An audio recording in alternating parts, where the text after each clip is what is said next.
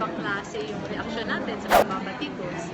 Pero mga pambabatikos na hindi naman kailangang pansinin kasi kahit ano gawin mo talagang kontra sa iyo. Pero may mga pambabatikos din na mahalaga. Yung mga pambabatikos na tingin natin ang galing sa mga tao na well-meaning, pinapakinggan natin yun. Yung mga nakarang araw, talagang nagrabe tayo dahil dun sa video message na binigay natin sa UN. Yun naman, wala tayong sinabi doon na hindi totoo. At alam niyo yun nung marami dito, dahil yung pinanggalingan noon, sila din. Nung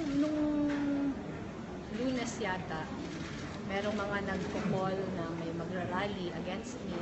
Ang tawag nila sa rally, Occupy the OVP.